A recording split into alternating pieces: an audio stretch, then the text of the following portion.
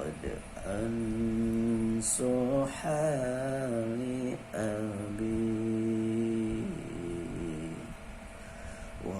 وربت بحسن أمي وأرشدني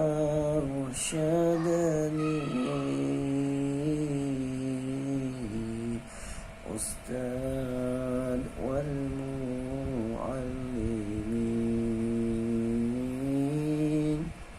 أمي وأرشدني